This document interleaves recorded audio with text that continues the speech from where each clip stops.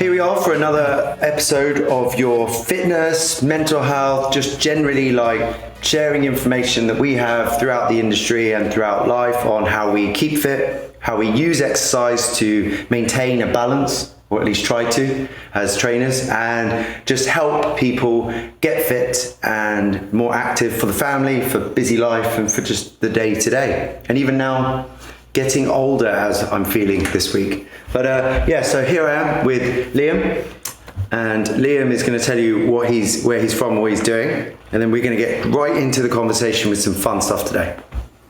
So I'm Liam Grimley. In my solo practice, I'm a rehabilitator and trainer. My business is elevatesport.co.uk. Nice. And I have a new startup this year. My business partner and I launched 432fitness.com, which is an online subscription-based version of what I do in person. So food and fitness-based subscription training. So like online. So let's jump into that then. Why don't we? So 4, 3, 2, 1.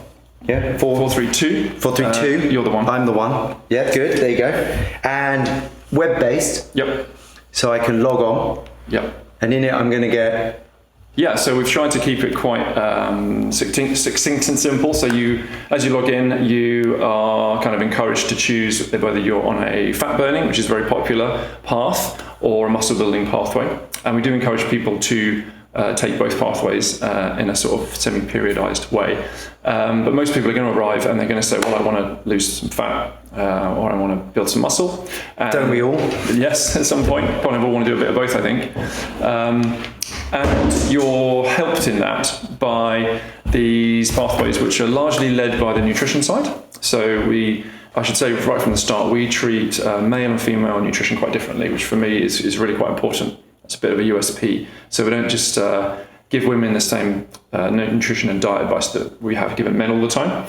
As a lot of your listeners and viewers will know, we do a lot of this sports science on 18 to 30-year-old males in universities. Yes. And then we take 30% off, and then we assume that applies to women. So we've, thankfully in the last 5-10 years, there's been a lot of growth in that area. So we treat women as women in terms of largely in the nutrition sense, but also somewhat in the exercise prescription. But long story short, you decide whether you're a dude or a girl, and then you decide whether you want to build muscle or lose fat, and then you have your nutrition support for that.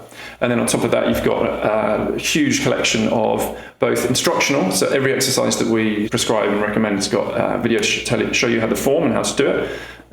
Which is funny because we were just talking about how much we love form. Yeah. And then you've got a selection of short, medium and long workouts that you can then do. So it's on demand, do them when you want. You can do them at home with no kit, which is a very popular one for either beginners or people that just don't have access or are traveling.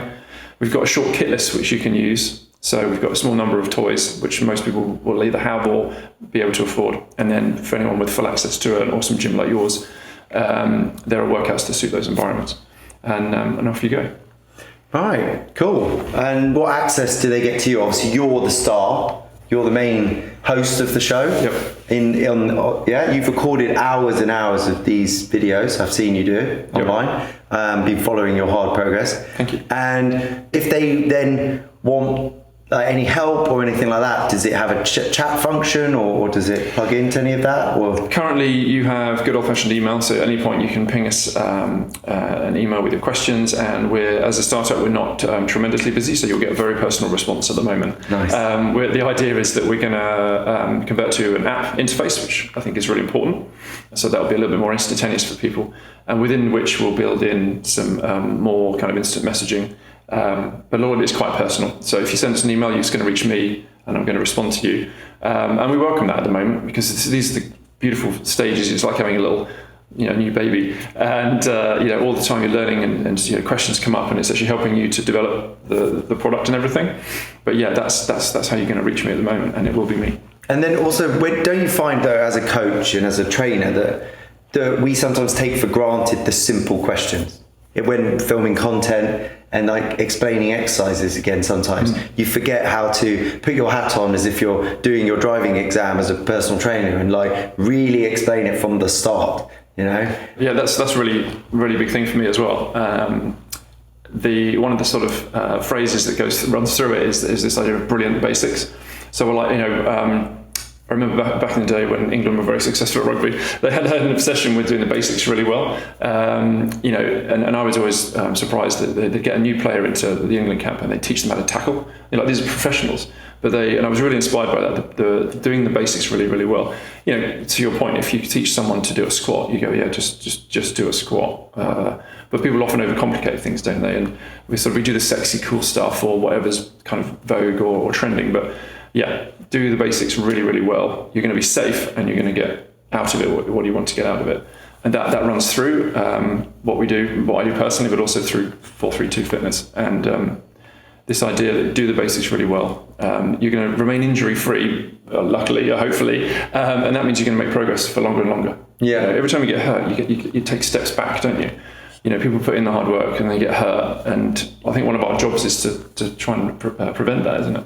Yeah, and it's different levels of pain, I suppose. I think one of the other things I struggle to explain to some of my clients is that in order to get the big results I got, it involved a lot of workouts that were at very awkward times. So like between parenting, like workouts that you don't want to do. So once you say you do those workouts, then you've muscled through that. Then when you get an injury, it's a different mindset for people that get injured and still train around their injury, and that takes a lot. And so sometimes, like with my clients especially, and I'm sure you do with yours, I try to build that ecosystem around them so that hopefully, touch wood, when we get an injury or we get a cold or we get something hit a roadblock, it doesn't derail the whole bus. Like we're not just going to go, right, that's it. I'm going to throw the toaster in the bathtub. I'm giving up. I'm just going to eat cake. Just get back on it. Yeah, exactly. Well, it happens, doesn't it? My wife and I used to call this smashing the phone. Okay. You get a little chip in your phone. Yeah. You don't just chuck it on the floor and kick the crap out of it, do you? You take extra care of it, and you're really careful of it. I love that, by the way. I try and apply that kind of idea to life. Like, oh no, I had a few too many at the weekend and I'm feeling terrible, or I'm feeling out of shape because I don't know, Christmas. You don't just go, oh, screw it. As you said, don't let it derail. You almost tighten it up more and get back on it. I'm lucky that through my boot camp community, which I've built up over nearly 15 years now, they'll often, I don't need to do anything. Often they'll pick each other up. So someone's hurt and they get messages, and then we get a lot of this, don't we, in the kind of wellness space or whatever. It's like building your environment and your sort of community. Yeah. And I haven't done much other than just turn up for them. They do that for each other, and I try and do the same for one-to-one clients, although it's a bit less easy, I think, than when we have that community in numbers. But yeah, try and so you should pick people. Yeah, I mean, have you ever thought about just chucking your one-to-one clients into a community with the boot campers and just call it your own, so I have a WhatsApp community, and then I had another one for the classes here. Yeah. And then I was like, this is silly. I should just not combine it all, because obviously I still need the class people to book via a certain WhatsApp for now till I get extra software. But at the weekend, I just combined all the communities together, because what we often find, this is going to go into a bit more training style, is that our clients really need the information from us, and they can't take it all in one go, can they? And then you need to drip feed it to them. True. But then often you forget that Jimmy or Johnny, who's probably one of your best clients, never had that conversation that you had with Janet for 30 minutes, And that's why something like 432, I got it right then, didn't I? Yeah. Good. Has all of that, of your years of experience, combined into one place. Yeah? Yeah, I think, thank you. Yeah, that is kind of the beauty of it, and I'm really excited for it. I hope it goes as big as possible. I mean, genuinely, I would like to have lots of money, so I hope it's successful. but genuinely, so it's not helping people. It's not changing the lifestyle for the world. Just want the money. Yeah. But genuinely, other than wanting to improve my financial situation, I want to be able to get my brand of fitness, if you like, out there, which is, as we've agreed upon, that importance of doing things safely and correctly with gorgeous technique, and progressing and being more healthy, and trying not to let it slip to being less healthy through training poorly or overtraining or bad diet choices, because we can get distracted by the flashy new thing and the new crazy diet or the new TRX, EMS. Yeah. When Busu must have come out.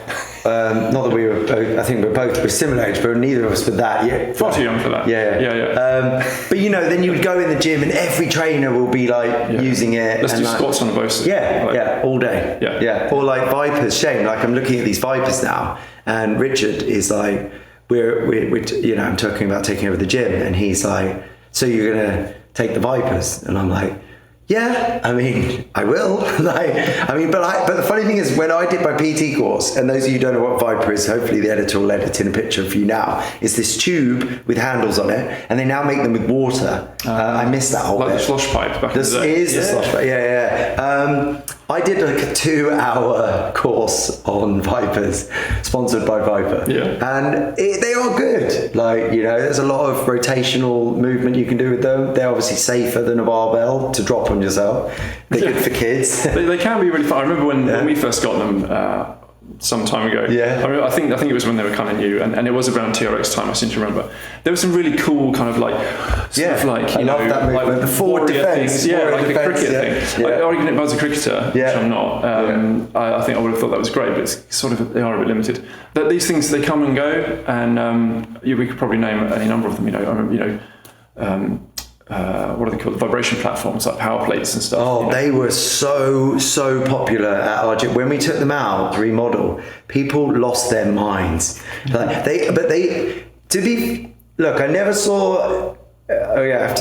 So I saw very fit people on them, and I saw medium people on them, and I saw people just having a great time. Yeah. So I'm never going to knock somebody if they're having a great time. It's very important. But is it doing anything? That's different. So I, being a bit of a geek, when they first came in, I was like, this looks like, what are we talking about? Yeah. And I was first put off by this big, you probably remember that, the big sort of postery thing on it that said all the wonderful things it would do, like shake away your cellulite, and all this sort of stupidity. And I thought, all right, try not to be like angry. Yeah. Look it up. Yeah. And when you look back to sort of Soviet vibration training from like the 60s or whatever, there's value in it. And you're talking about enhanced muscle fiber recruitment and stuff. So before knocking it, I had to go. I do remember, I swear, and I wasn't that unfit. I demonstrated one set of 10 press-ups using it, and I got some DOMs I hadn't had from press-ups before, so they had some value. I just get a bit upset and I get on my soapbox about these claims about shaking off belly fat and spot reduction, and I think when things like marketing and stuff goes into people's insecurities, that kind of makes me get a bit cross. I just want to be honest with people about where the science lies. Another thing about how I always like to operate is to have a science sort of basis to it. I think we need to be a mixture of evidence-based and anecdotal. I think is really a really important mix. I'm happy to delve into that if you want, but definitely a bit of both. But when people are making silly claims or sort of trying to manipulate people's sort of insecurities, that gets my back up. But we could also dig into that, but we could start with the small things in a sense that there is some, as you said, lovely word, anecdotal evidence. There is some evidence, and there's also some truth to be said that the small things do work. Like some small things do work. Apple cider vinegar, like it is going to work if you're still doing all the other things. It's not just going to work on its own in the morning with cayenne pepper. I'm hungover, I'm smoking 20 a day, and I'm doing this apple cider vinegar. It's probably bigger fish. Exactly. But it has value. But on that though, when you talk about marketing and we talk about how people want to sell us the dreams, get summer body ready, get shredded, and they want to change the way they feel. Like marketing, it is a business. Fitness is one of the biggest businesses, like growing businesses still. You've got third space coming onto the scene. You've got all of this stuff trying to still fight for your attention, and then you've got just actual trainers like you and me who have to try and jazz it up, but at the end of the day it does stick down to just some real basics, which is like trying to move more than you do, sleep more than you do, but everybody, that's the last one anyone's ever going to do some more exercise, and if those exercises are fun, like some chest for lads and like lots of bums and legs for ladies, fine, but you still have to do a little bit of cardio, and you still have to do a little bit of stretching and mobility, but there's nothing fancy about that, No. But if you bought a flat today, what colour are you probably going to paint it if you're on a budget? Go for the magnolia, right? Yeah, exactly. You're just going to go nice and simple. White. Just get it looking fresh again. Yeah. And it's like if people could just do those simple pillars first before, I'm going to go buy myself these brand new Lululemon and on running shoes because they're going to make me faster. Got to get the gear. Tell me three of yours. Now I'm going to put you on the spot. Tell me three of your mini things, your mini like herbal or any fun things like that, your mini tops of your cakes. Like, do you secretly wear a red mask before you go to bed? Oh wow, okay, I thought we were going in a different direction. No, the ancillary things, the fun. Got to be honest about the frivolous stuff that I bought into. Yeah. Okay. But you actually do like doing, and you do the work. Yeah. Can I put two into one? I'll kind of sound the same. Cacao powder. Okay, I love it. And beetroot juice powder. Ooh. So in my protein supplement, in my shake, I'll have a bit of both of those. And I kind of got hooked on the cacao thing when way back, when it was super cool to go to use sugar and never eat sugar. We went for raw chocolate and all that sort of thing. I really enjoyed it. So now I buy very expensive raw chocolate, and that's what I'll have. I don't eat much, so I can get away with it. But yeah, raw cacao. So it's fiber, polyphenols and other unpronounceables. Magnesium, really bioavailable stuff, and it just feels good going in. I have no idea if it's helping me, but the science suggests that it is. And the beetroot juice. So I always forget whether it's nitrates to nitrites or the other way around. They do something magical in your tongue, and then it helps your cardiovascular health. And a microdose, but I keep that as a daily supplement because it's supposedly good for you. And then if you use that in like a high intensity or endurance environment, it can improve performance. So other than caffeine, beetroot juice can actually improve performance. It's one of the few ergogenic aids that actually has some stuff behind it. Well, there you go. Get some beetroot juice. Beetroot juice or beetroot juice powder. Yeah. Some's more chewy than others. I've taken my time to chewy powder. That's not going to sell it to anyone. You literally had everyone going to buy it until you said chewy powder. Well, I found the one that's less. It incorporates beautifully, but there have been some gnarly ones. Oh no. But yeah, I'm there with my good beetroot juice powder and the cacao. They're just good. Good sources of fibre as well for the digestion. I'm good in that department, so I assume it's keeping me in good health. Good. The other piece would probably be that I have found a really good 100% pure organic whey protein product from a British company, German cows, British company. Okay. And that's my go-to whey protein source. Oh, and where can you buy that? So that is the organicproteincompany.com. They're not on Amazon yet, or are they? I don't think so. Okay. I just go direct. Because there's an organic one on Amazon as well now, in like a light grey packet. Could be it. Could be it. Interesting. Yeah. I just go direct, and I get a little slip and a smiley face with a thank you from Dan, the owner, whenever I get an order. So actually, that's a personal touch. Yeah, I'd say for me, for the creatine, I buy mine from British Supplements, and it comes in a little not hand sealed bag, but and it does cost a little bit more, like at least 10% more. But it comes from a British company with a British label on the back saying thank you, you're helping keep our factory going. That's great. And they say that they test their creatine and they make sure it's right. And then, did you see the news about the creatine gummies? No. You didn't? You missed it all? Is this just recent? Medium recent, within the last 6 months. So there was a company came out called Overload, which you can now mention because the lawsuit is going through. And James Smith, do you know him? Yes. Yeah, the classic James Smith. He actually did find it first, and he had the money to pay for it, and he paid to have the gummies tested. And it turned out, like everybody thought, that it was too good to be true, that you couldn't just have creatine in a gummy bear. Yeah, you couldn't get your 5 that many grams, 5 grams in a 4 gram gummy bear. Yeah. And well, there you go. See, scientists. Basic maths. It's just basic maths. I've actually never weighed a gummy bear, but but yeah, and it just came out recently, and just thought it was just a massive. So it's a big fraud. People have been taking it as their main source of creatine for months, and there was nothing in it. Power of the placebo. They've been lifting heavy and running fast. True. Okay. Well, yeah. Before we go on to the power of the placebo gummies. Yeah. Right. I'm going to super quick brief check because this one. So we're just talking there. Had a small break then just to check the film. But for those of you listening at home and wondering what we're talking about, we just blended into the conversation about the life of a coach as a personal trainer, and just the cost of training and the value people see in it. Perhaps we could talk about, but mostly just interesting that we've just sparked on is that any of you personal trainers out there listening, and any of you thinking about wanting to get into coaching and do it. It is freaking hard work, but it's great, so rewarding. However, just so you know now, a lot of these gyms now give you the first month for free, but they give you the second month for half price and the third month for PT. Yeah, but they want you to work there. And now some of these low-cut gyms want you to then clean the toilets or clean the gym, not just teach classes. And what people get, and I'm not knocking any of you PTs out there in this situation, it is a tough one to do, is that they never get off the teat. They always stay a little bit in, one foot in, 1 foot out. I remember that feeling. They do, and it is scary. Well, when I was building my own rehab practice, largely around my work in rugby, and then started my PTing because I just needed a job that was more steady. So I quickly got a gym instructor's job for next to nothing. And that was wiping out treadmills and all the rest of it. I don't ever remember being dragged into the loos for cleaning, but you were wiping people's sweat off treadmills and keeping the place clean. On shift, there was a cleaning team as well, but you were supposed to keep things quite clean. Yeah. And then it was like you kind of aspired to then do the PT, either qualify as a PT or with my sports science background, I had to do an in-house exam to then get the okay to practice. I think there's a bit more understanding of a crossover with degrees and PT industry now. And you aspired. There was a bit of a kind of a ladder, I guess. You want to do more of the PT and less of the basic instruction. Partly because the hourly rate as an instructor wasn't great.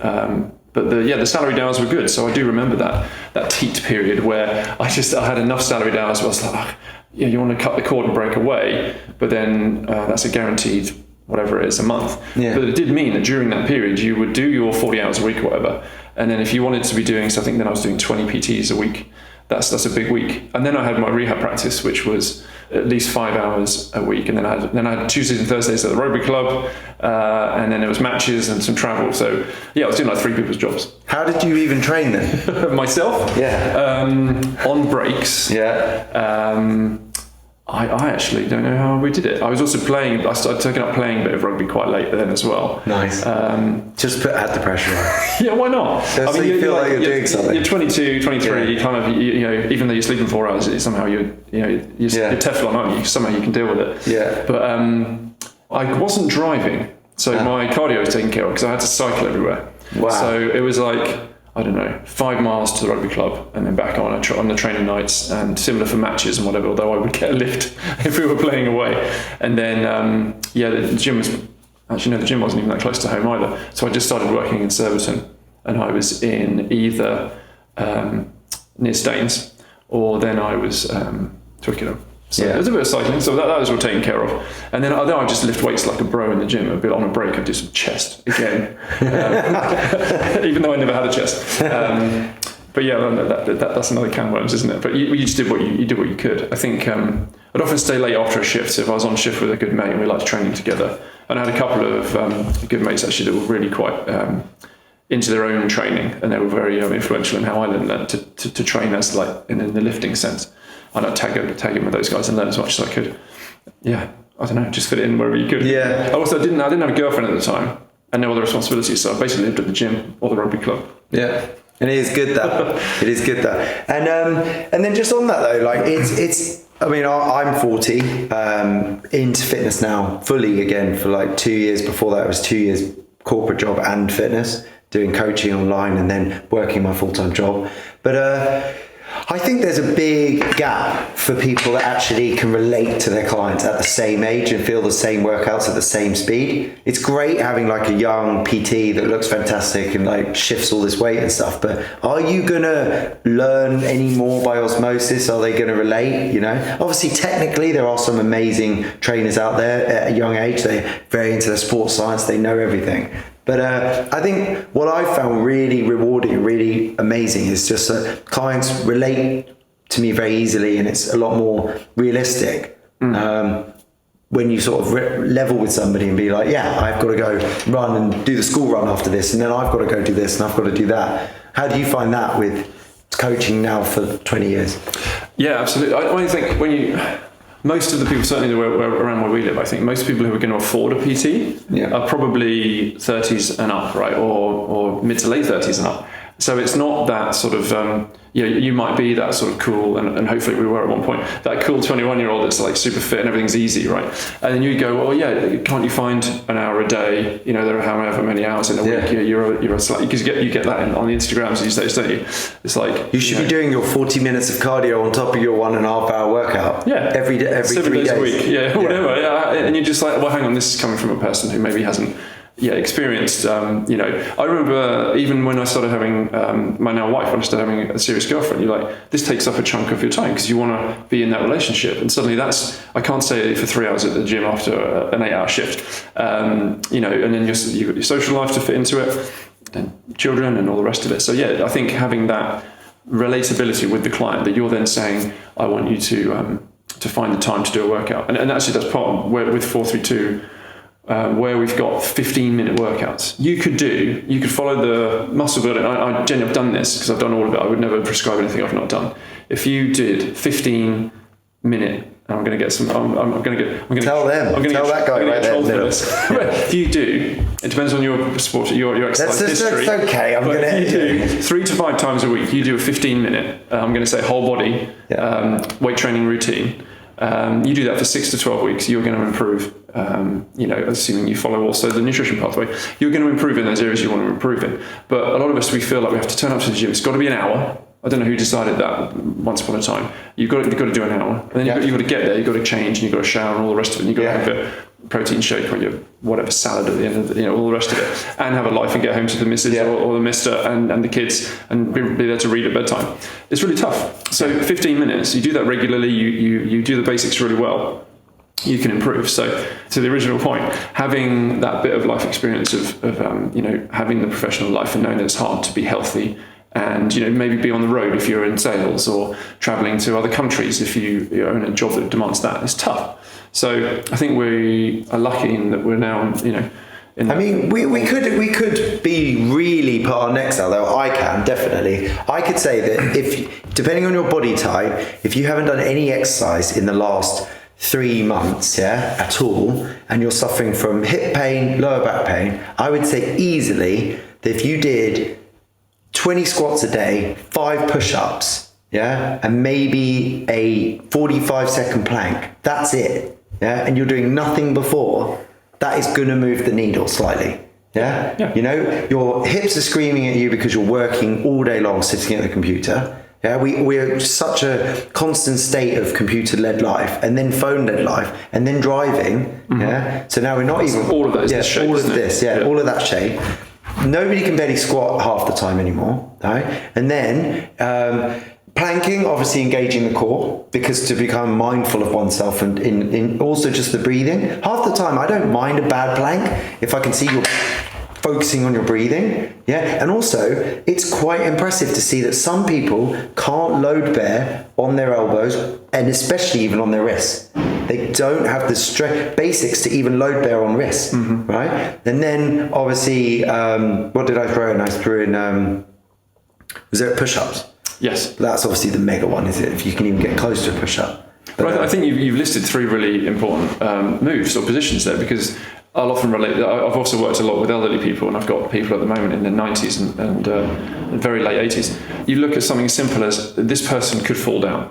We take it for granted that if you fall over, you're probably going to get up all right. But assuming you've not hurt yourself. But this person could hurt themselves, and they might need to get back up again. Something simple as a push or some form of push or press to get up is really, really important. I think probably going to be in a position where they might need to use their legs to get up and all the rest of it. Can they create that body tension, which might be plank-like, to get up? I think that's a really good example in those 3. But you're absolutely right. One of the first things with my boot camp lot, when I first noticed, was that asking them to do any more than about 5 or 10 press-ups, they would say that their wrists hurt. Say, can I do something else? And we know that the internet's full of various devices that you don't have to weight bear on your hands, and that's all good, but why can't we weight bear on our wrists? Why does that hurt you? And if you're now 30, 40, 50, 60 and doing that, what about when you're another 10? But why? Do tell me now, because you've got me hooked. I want to know, because I always come up with some rubbish that because I actually don't know technically sometimes, so then I'll just be like, I think it's just, you just need to strap it, or or use the little handles. But why is it? Is it because we just used to not going to flexion that way? Yeah, well, a lot of it. So I use a concept which I call an active hand. Okay. So I will spread and press. We're talking about a press up or a high plank. If you spread your webs or spread your hand into the floor, and like you're trying to make an imprint in the ground, you're then activating the kind of flexors and extensors across the wrist. Okay. So you're not just slouching or locking. Because then you're in an unmuscular lock. You're on your ligaments and your bony structures. And that's pulling on that tendon. Yeah, it's going to hurt. It's either going to pinch or impinge here. It's going to feel stretched and uncomfortable on the inside. So active hand and practice it. Maybe if I say to you, I want you to do 10 or 100 press-ups, and you say, well, at point X it hurts. And let's say that's more than a 5 out of 10, for example, where 10 is very painful and you think you're going to be injured. Take a break, have a rest. Let's do it again. It's almost like a progressive overload principle, but for your wrist limitations. And the long-term why is, if that person's struggling now, when they're then 60, 70, 80, we know that elderly people have trouble with independence of things like opening jars, simple things like manipulating keys, getting in the door. I mean, it might sound silly to us, terribly young folk, but that's a real lifestyle independence issue. So if we've got trouble with that now, let's work on it.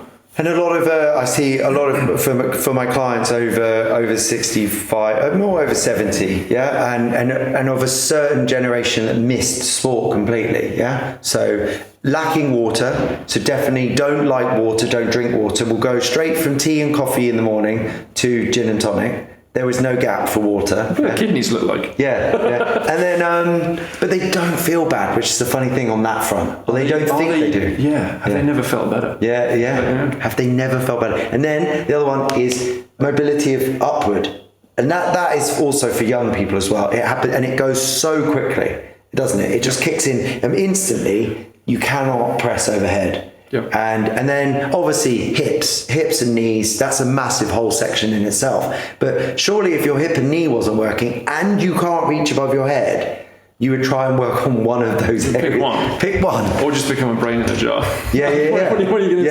I think we get used to, there's like a sort of, we can slip, can't we, into a lazy sort of default decrepitude, right? Like, it's like, I'll just stop doing that thing. Like, we've probably seen it with elderly relatives. I'll move the plates down to this level so I don't have to do that anymore. That's not going to restore your shoulder. Yeah. Often, again, with elderly people, often we love them so much. We don't want them to struggle. We don't want them to fall and hurt themselves on the stairs. Let's bring the bed downstairs.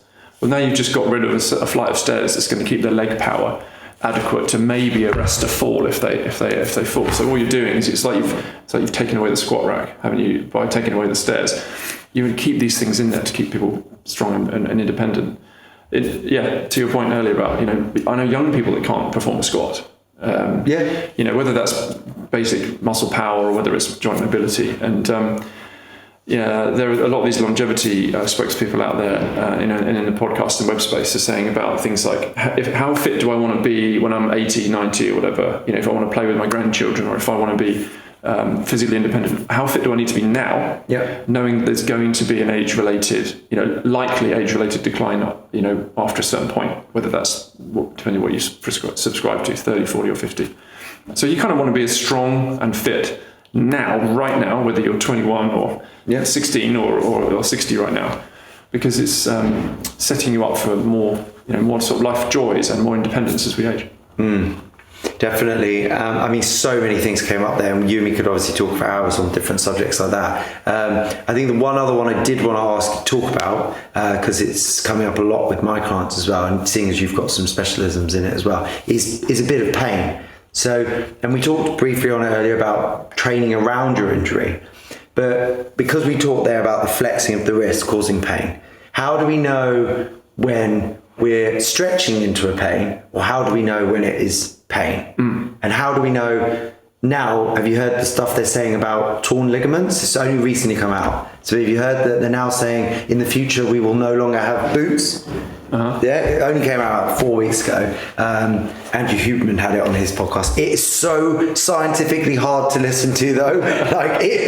You stop listening for a 0.5 of a second and you have no idea what they're talking about, right? But they're basically saying, you've got to hit the 10 seconds back. Yeah, but it's all linked to. So you tell me about your experience with tennis elbows and torn ligaments in the ankle, and then you'll accidentally just stumble into the conversation. Okay, I hope so. So what would you prescribe for me for tennis elbow? Should I stop my sport and completely stop seeing you? No. No, absolutely not. No. So I get cross in my rehab with my rehab hat on. I get cross when people have seen.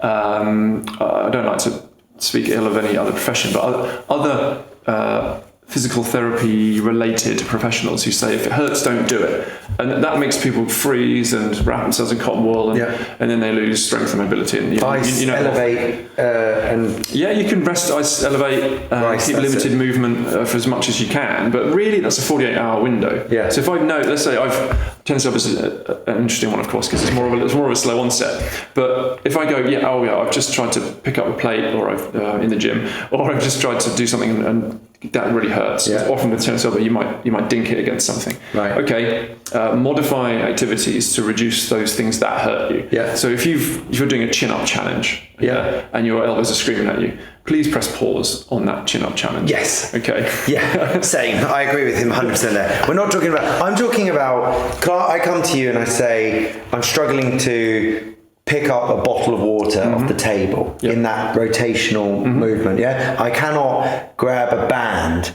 and do internal rotation with a band. I can move my arm like this, but as soon as I'm grabbing and turning, it's firing all down here. Yeah, one of the tests, actually super old school, one of the tests for tennis elbow is if you have it's a simple office chair or simple like a school chair and you try and pick it up like this, usually the person will go and drop it straight away because it hurts like hell. It could be the water bottle. So your common extensor tendon into the outer epicondyle of your elbow, that knuckly bony bit there, right? The outer epicondyle. Or lateral epicondyle. I'll try not to be too Cuban-ish. But as that all goes in there, you've got a lot of stuff going into a tiny bony point. Yeah. And with gripping, with extension of the wrist. So it could be things like, it's called tennis elbow for a reason. The backhand movement is quite stressful and it could be any racket sport. Playing racket sports in wet conditions because the ball's heavier, that can cause it quite a lot. Inappropriate grip size. But also often, I get this more often than not, someone who uses a manual screwdriver. They haven't used one for a really long time. And they're like, I was just putting up some shelves and they give themselves a cute tennis elbow. Oh, wow. It's mad what can cause it. Often it's when we're over 30 that happens as well. For some reason, there's age-related susceptibility. So then I come to you and I say, it's hurting like fuck. I need you to give me the whole session with no arm. Yeah, we can do that. Well, in fact, I was helping a client with tennis elbow who has another PT. Their PT is a sort of a colleague of mine, and I was saying, look, I don't want to overstep. What we'll do is we'll work together to modify the routine. So we talked a lot about you can still do things like pulls. So I said we're going to use the kind of stirrup-looking handle on your cable machine, right? Yeah. You've got one up there. Yeah. You're going to put your hands through it, and you're basically kind of like you would a ski pole, right? Yeah. Put your hand up through it, and that's how you're going to do your pulls. So you can do that without gripping. You can also use slightly less of an offset, but somewhat helpful is wraps, straps. So use the weightlifting straps. I've had some tennis elbow because I did do a personal chin-up challenge. Oh, here we go. That's what I wanted to. But it's also the David Goggins chin-up challenge. You did it, did you? Something like that. Yeah. How many did you get to? It was more of I'm going to do X for a long time. Yeah. And just see if I can improve gradually. And I still gave myself tennis elbow. Okay. So it's obviously because I'm over 25. Yeah. But I'm proud to say I fixed it. Okay. So taking my own advice. So we limit the things that cause the pain, but we try and stay fit during that period, right? We don't just want to trash it off and go, oh no, now I'm at the bottom of that great big fitness hill that I climbed before. Yeah. So you stay as fit as possible. Where was I? So we can modify stuff. Yeah. A big thing for me when I did start to get back into things like pulls and rows, I'd noticed I was doing a lot of sort of Olympic style lifts, and then I was doing bent over rows, and then I was doing and everything was in this kind of like pronated grip position. So I was like using my massive brain to go, shall I supinate occasionally? So I was like, let's not do a load of this grip over and over, deadlift like this, snatch like this, whatever. I was like, let's do some supinated stuff. That really helps as you're reintroducing the loading. So you first of all reduce as much as you can the things that are causing the pain, but whilst keeping those movements on the program. Yeah. You might need to lighten loads as well. But what happens if you just then completely isolate tennis elbow? It will never go away. I wouldn't say never, and I'd say the same even for something like plantar fasciitis. There's a similar life cycle, like 9 months. And people are sort of, you've got it for life now. It's not, it's not malaria or whatever. It doesn't stay with you forever. I would say you can do your classic stretching. That can help. Yeah. So if you've got tension in the muscle component, then that can help. But really, you want to load the thing. Yeah. So you find a therapeutic way of loading it, and there's an amazing paper. I want to say Kongsgaard et al., where they used what they called heavy slow resistance exercise, which is essentially a kind of a 12-week periodized. They go from endurance down through to power reps, and you use that. I now use that. Revolutionized how I rehab tendons. And they used that to show really, really well that will help with tendon problems. So the old school, doing loads of eccentrics, which takes forever, which is actually really hard for tennis elbow. Yeah. But the classic was Achilles tendon, right? Loads of drops on your Achilles. It worked about 50% of the time. It was so bad in my clinic that I was looking at other things like injection therapies and saline injections, which I don't prescribe, but that works about the same amount as well. But this heavy, slow resistance stuff is amazing. It's basically just a loading program to get the thing strong. And I think that is literally what it's called. I'll have to double check, but I'm pretty sure that's what the whole article was about. The whole podcast was about, is that, but it's then explaining how do you deal with pain during that process, because it's not a comfortable process. No. So I think the line in the prescription is pain during the exercises can be expected, but it should go away pretty quickly after you cease the thing. So it can be okay. Turn this over. So maybe we're doing some dumbbell extensions or something like that, right? They're also talking about elbow on the box and pulling. Like for some reason? Almost in like a reverse arm wrestle kind of movement. And there's also some sort of paddle, like you can actually another paddle weight that you can hold. Oh yeah, if you've got old school dumbbells where you can twist the ends off, you've got one. It used to be called a hammer bell for obvious reasons. You could use that as well. Or if you can't, hold your what's it called, a dumbbell, as far down that end as you can, because you don't want to be twisting in the middle because you just do nothing. Okay. It's a bit like when you used to see people doing this in the gym with 2 weights. Oh, what are you doing? I know. They still do it. They still do it. But absolutely, just load the thing. Again, some of the old school stuff, we think, if it's older than 10 years, it must be rubbish. But one of the old school ways to work the extensors is to get a plate on a string and roll it up. A handle. Every single rep is a weighted extension, and then you can roll it down if you love your eccentrics as well. Load the thing. Give it 12 weeks. That's 2 training phases, isn't it? And the tendon will remodel and it will get strong. Wolf's law, isn't it? If we want to throw a bit of human science in, the fibers in the tendon will align along lines of stress. So if we apply a stress, they'll go, we need to be strong in this direction, and that's what you're going to achieve. You can do and I do soft tissue work and massage, but you can do all the massage, all the painkillers, all the stretching in the world you like, but you're not going to get that strengthening effect. And just like that, he answered my question in my clever little way. So if I isolate it and I just try and massage it and take painkillers, I will not see a recovery block as fast as if I was to train through it. It will probably feel good until you try and lift again. And then you go, it hurts again. But then I'll just end up as a one-arm robot. I'll just be constantly training my left arm. And you'll have a massive left arm. And you'll have this sort of T-Rex arm on the other side. Good. Perfect. Tell me a time when you've really had to lean into your fitness. So you did the years as a 20-year-old young buck. You got through all of that. You did some good bits. But when did you really struggle with anything and then have to just lean in a bit to fitness? Because some people don't do that. They don't have it there as a tool. They don't know how to go for a run to level their mind yet because they can't get into that stage. They don't know how to lift some weights to, deal with a freaking, parking ticket. Yeah, or worse. Absolutely. I think there are probably 3 broad kind of examples. I'll try and be as unbroad as possible. When I was young, I didn't by any means have a tough upbringing, but my folks divorced when my sister and I were quite young. There were various people that came into our lives that weren't particularly helpful. And I found, for me back then, running was a real escape for me. So even as a 9, 10, probably into my teens kid, I didn't know what I was doing, but I would go for a run. Partly I think I was just getting out of the house because that wasn't always the place I wanted to hang out. But it just felt amazing to just get out there and run. I was quite lucky. I grew up in kind of leafy Surrey. I had a lot of kind of army training area nearby. So I'd just run in any direction. I'd hit something leafy. Be running up and down a lot of the ranges and the test tracks where they used to do the vehicle testing. These were hills and pine forest, and it was just beautiful. Just me out there, thrashing my body over hills. And I had no idea what it was I was doing, but I was sort of self-medicating with exercise. It definitely cleared my head. I did pick up on that at one point. I remember thinking, I'm organising my thoughts and I'm feeling a lot better. And also I think as I realised I was actually quite good at this thing, I enjoyed being good at something athletic. It kind of fed into my sense of kind of well-being and self-confidence. It's almost like having a virtual higher power without having to be religious, is that you can use exercise to level you back to being human. So when your stress levels go too high, you often become unaware of how actually physically human you are. You're waiting for the doctor to tell you you're sick, or to tell you your partner's sick, or your dad or mum or whatever. But when you're running and you're not in pain and you don't have tennis elbow and you're sweating and you find that barrier and you push through it, you suddenly become innately proud to be No? Like a human? Absolutely. I probably on that sort of very mindful level of like, this is what I'm doing and I feel good.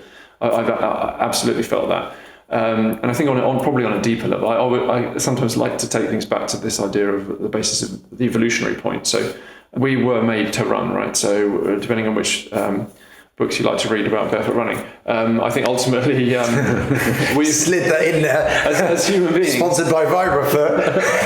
As human beings, running it's like fish swim, humans run. Right? We run, we walk. We're also evolved to throw quite well, and we're quite thinky. But running is a major human thing, right? So I think there's a reason that when you run, assuming you are lucky enough to be fit and well enough to do so without it feeling horrible, because I know that for a lot of us, if we've had health problems or if we're not fit enough, running is like torture. But for me, I was always lucky enough that I was sporty enough that I could just go out and run. And even I've had my injuries, but even now, I'm lucky enough I can go out and run and enjoy it. You can still get to that on a bike or on a rower or in a pool. Absolutely. But you have to go past that window of what's the difference? It's not exercise, it's training. You know, it's like you have to get through that little barrier. Big thing on Couch to 5K. I love Couch to 5K. I think it's done great for loads of people. Lots of people shouldn't be running though. Straight away, anyway.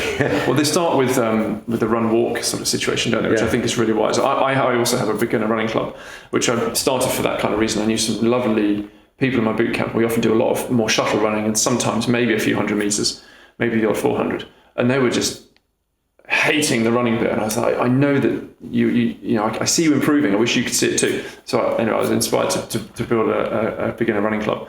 And one of the big things we did, we spent a lot of time mostly walking, way more than a lot of these programs do. But I did throw in a little bit of running, because otherwise they might feel a bit like, I'm not even running. What is this? You know, I'm a failure. Because people like to, you know, even if you say run one lamppost. In fact, we did a lot of I want you to run 100 strides. It's quite hard to run, avoid traffic and count to 100.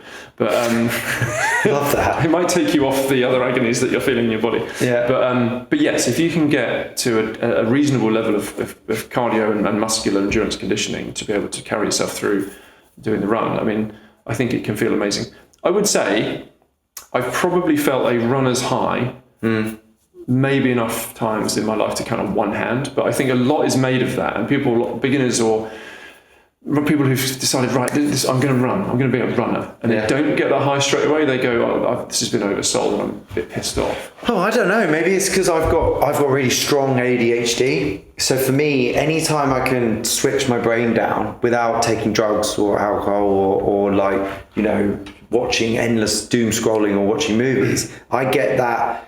So it's not always the high, but I get the relief. So sometimes I get the runner's relief and then I'll get the high. Yeah. And after CrossFit, that's why I got very much into CrossFit, because I was, however, now again, unleashing another dragon. I would get very into like hit. I must do Metcon training. I must be 175 BPM heart rate. I must have no idea if I'm up or down, you know, just to switch the brain off. But is that like a form of self-regulation? Would you call it that? Is that what they would call it? Like a neuro regulation where you're setting so like almost stimulating? Yeah. Would you call it stimming or whatever? Stemming. To kind of make you feel level. Yeah, but then when you learn to run for a high rocks, which I had to do because I effed up the first two, not effed them up. I mean, I wasn't a runner. And then when you're like, okay, I need to this cannot be this painful the whole way through. 1,000 meters 8 times or whatever it is. Yeah. Or just really focus on trying to keep your heart rate down, keeping your pace down. So actually running at a pace, then getting like a watch and being like, okay, I'm going to try and stick to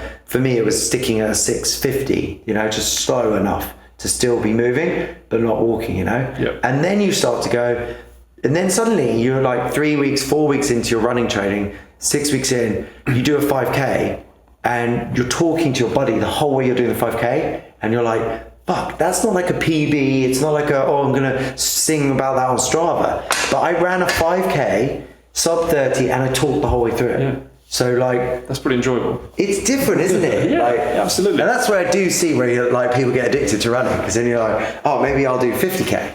Yeah. Have you done that? If my needs would hold together, I'd love to do the marathon distance, and I definitely would love to do ultras, but I unfortunately I'm not healthy enough. So I've had 13 dislocated kneecaps. Wow. And I only own 2 kneecaps, so that's quite a lot of dislocations. That's from about the age of like 12 till I think the last one, touch wood, It was like the end of my rugby playing days, so it's probably like 10, 15 years ago now. But it's pretty crap. And then to be laid up for sick, but essentially like off your legs for like really like not anything significant for months at a time. It's pretty demoralising. A lot of those I was young enough that I bounced back quite quickly. But then when they happened in adulthood, when I was sort of heavier, and obviously there's trauma on trauma, that's not cool. I mean, people have much worse injuries than that, and I've treated lots worse. But I find that when I run train, I have a bit of a ceiling of what I can tolerate or my knees can tolerate before they will then complain. So when I did my first half marathon, since kind of coming back into running, that was 2018. I did a lot of I was already biking a lot, but I do a lot of bike training. I thought I invented what I call the broken long run, but I think other people have done that before me. But in order to get my big run days up, I would literally do, because I'd have like supporting muscular fatigue, and then the knees would ache. So I would do like 8Ks and then take like a 30 or even 90 seconds off, and then I'd be able to run again, and the pain was more tolerable. I just call that running. I thought that's what everyone did. Long, slow intervals. But I was able big, chunky intervals. But that worked for me. So that was me managing my sort of my frailties. But no, I'd love to go big distances. I remember so there was a day when I was a young teenager. I did a 10 miler just off, trail 10 mile just off my own back.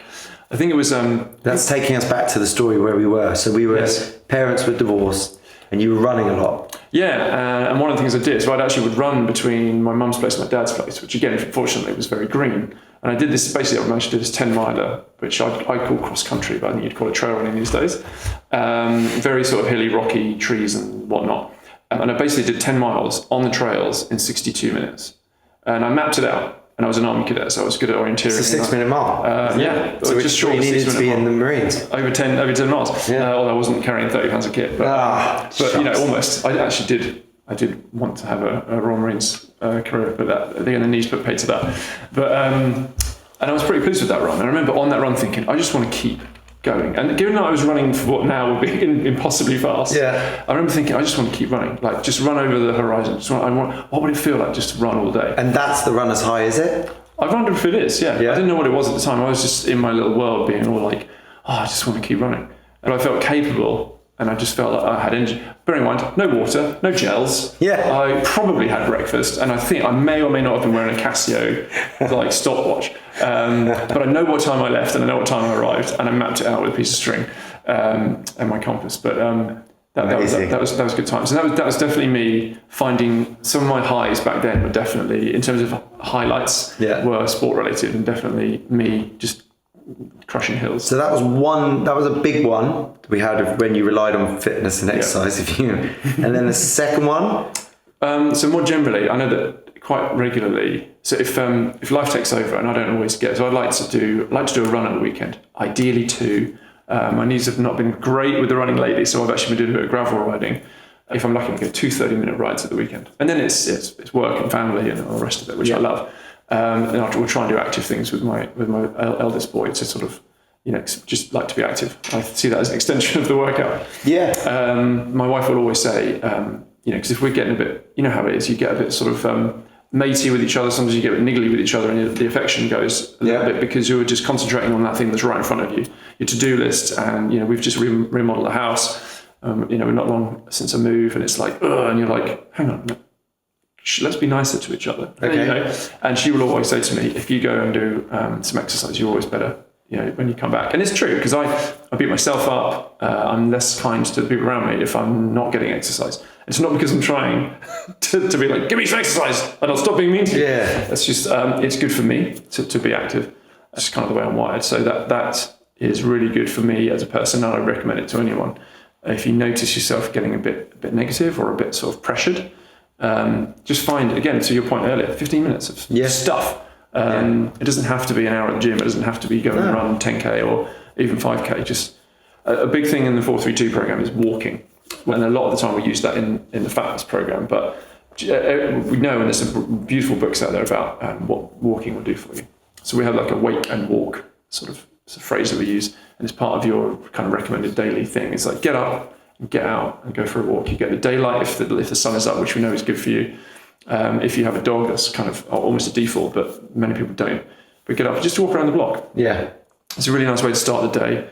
I know that the sort of longevity people out there will tell us all these weird and confusing ways that that's good for you, but it just feels good. Yeah. It wakes you up, and it will also help, that pre-breakfast metabolism thing and all the rest of it. So, and then your third one. What are we doing for our third time? So when your fatherhood hit, or well, I'd say if I'm really kind of laying myself bare, like when I'm feeling, sometimes you look in the mirror and you go, oh, there's that thing you're not that happy about, or you don't feel like you're in shape, or maybe you're feeling a little bit you're not feeling fluffy. yourself, you're feeling a bit fluffy, and I'll have that conversation with myself. It takes one good workout, one good weightlifting session to go, oh yeah, I'm all right, I'm back on it. Which is ridiculous, because I know that I'm probably not going to change body composition in one workout. Probably not. I'm yet to write that paper. But that's the pump, isn't it? Isn't that the power of the pump? So we had the runners euphoria, but now we've got the power of the pump. Arnold Schwarzenegger's pump power. Yeah, I mean, I wouldn't describe it quite the graphic way he does, but I'm not there, flexing in the mirror afterwards or taking toilet selfies. But the toilet light is just so good. I was in a Is that what it is? It's the lights. It's the lights are so good. That's why you do it. I didn't know that. That's why. So next time you have a great session, if you have a membership to a gym, like a big commercial one, if not, get a guest pass. Okay. Do a 5K run, do 20 push-ups, and then go stand in the bathroom, and you will look like Hugh Jackman in the Wolverine. Yes. Yes. Yeah. I might need a chest implant of hairs, but it is an interesting one. And does it further improve the picture if you leave the toilet door open? Yeah, I see a lot of that as well. Yeah, it's great. Yeah. But yeah, so we can download the app. Where can we find the app, and what can we do? And I think you said the 7-day trial. Well, the app is not yet ready. That's not an app, but I mean, we're talking about. Like, I'm 41 years old. Everything is an app, even though it's a website. I know. Let's just be. Don't worry. People think it's an app. Yeah, it's the same thing. It's a website for now. So if you do the old school thing of opening up your browser, you go to 432fitness.com. There are some sample free workouts on there. If you do want to sign up, you get 2 weeks free access to everything. You get free access to the whole thing at the point of entry. You can cancel that at any time. We're not doing that cheeky thing of cutting you off if you cut us off. And we've got there's just loads to play with. Go and look at some videos. You can spot the older videos because I'm quite serious. And as the newer videos come out, I'm sort of finding my personality and being a bit less stiff. So that's fun. Also, you can look out for a couple where I'm quite ill. And the weights are quite light, but I look like I'm lifting the universe. But you got a shoot day in the company. You just got to shoot. You didn't buy those fake dumbbells offline and that have got funny numbers on the end. We actually saw some stage suppliers, but I just couldn't do it. Yeah, I just couldn't do it. So you'll see me cleaning 30 kilos. Yeah. It's nothing. I'm not trying to impress anyone. I'm just showing the technique. It's all up there, so you can go and have a look, check it out. It's 432fit on the socials, so you can go and have a look at some bits and pieces on there as well. Maybe give us a follow, and if you like what you see, maybe share with your mates. Good. Well, yeah. So whatever you do, listen, like, subscribe, but also get out there, try something, go to your local gym. Find a workout, do a workout at home. You've got 2 weeks of 15-minute workouts there at home to try, so you have no more excuses. And those are 30s and those are 45-minute videos as well. Yeah, exactly. Loads of them. Loads of them. Do them all. Yeah, do them all and see how you feel. And obviously, if you need to, work with a coach, but get that support you need and enjoy fitness. It really does help, and it's changed my life, and I'm sure you're still 24 years in, just pushing into new boundaries of learning something new from every client. Just trying to be better every day. Oh, lovely. All right, good. Thank you, Rupert. Thank you for getting this done. No worries. Thank you. This only took 3 months. No, I'm joking. It's worth it. It was worth it, and it is so lovely. And then obviously did a intro, outros, but mate, it was really lovely to have your time. I know how busy it is, and guys, honestly, do check out the app and website, whatever. But enjoy it, and I'll see you all soon. Thanks.